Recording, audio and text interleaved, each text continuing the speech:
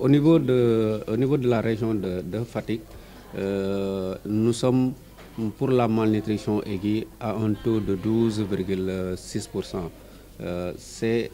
Dans notre langage, nous sommes pour cette malnutrition aiguë, pour l'EDES 2017, la région de Fatick est dans une situation un peu préoccupante. Par contre, pour le retard de croissance ou la malnutrition chronique, la situation au niveau de la région de Fatick, elle est acceptable, elle n'est pas du tout préoccupante, nous sommes au vert et voilà un peu la situation.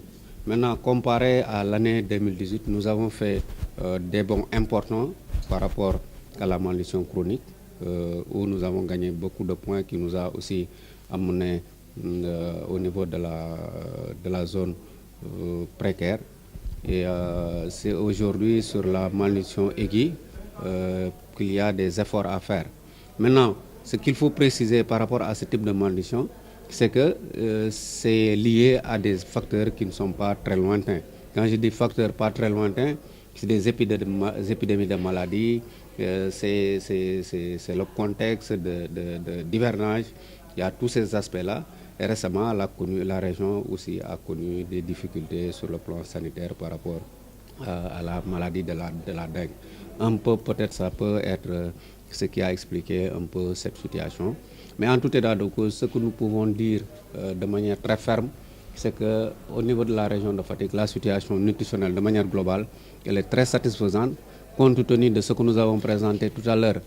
Pour ce qui concerne la couverture déjà, nous sommes à comme résultat, effectivement, nous sommes à plus de 30 000 enfants qui sont couverts aujourd'hui sur les 56 000 de la région. Et l'objectif, c'était d'avoir 30%. Nous avons largement dépassé ces 30%. Pour ce qui concerne également l'insuffisance pondérale, qui est un indicateur important pour nous, l'objectif, c'était de ne pas dépasser les 10%. Nous sommes très loin de ces 10%, nous sommes à 2%. Pour ce qui concerne maintenant le gain de poids adéquat, nous avons aujourd'hui plus de 3 000 enfants qui sont dans une parfaite santé. C'est-à-dire qu'ils ont une bonne croissance par rapport à...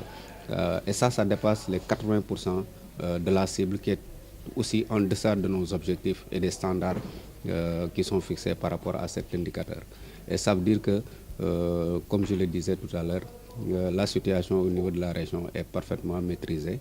Et maintenant, il y a des efforts à faire sur les épidémies de diarrhée, de maladies, et également sur l'élargissement, comme M. le gouverneur l'a dit tout à l'heure, sur l'élargissement de la couverture. Parce qu'il y a aujourd'hui des communes, un nombre de 12, si je ne me trompe, qui ne sont pas encore couvertes, par les interventions de la CL.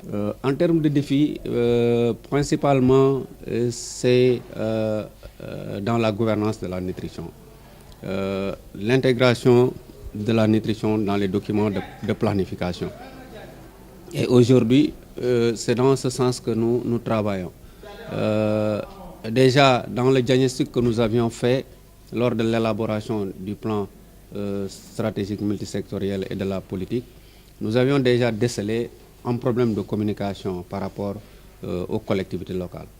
On avait également saisi comme opportunité l'acte 3 de la décentralisation, parce que l'acte 3 de la décentralisation donne plus de pouvoir aux collectivités locales et plus de capacité pour pouvoir prendre en charge les besoins des populations et donc les besoins de nutrition. Et donc ce que nous faisons aujourd'hui, c'est en termes de défis, de travailler avec les collectivités locales pour que dans les diagnostics, les questions de nutrition soient déjà prises en charge. Dans la planification opérationnelle et dans la budgétisation également, que les questions de nutrition puissent être prises en charge pour que demain, la gouvernance de la nutrition puisse être complètement gérée par les collectivités locales. Et maintenant, tous les acteurs vont concourir à aider les collectivités locales à atteindre les résultats.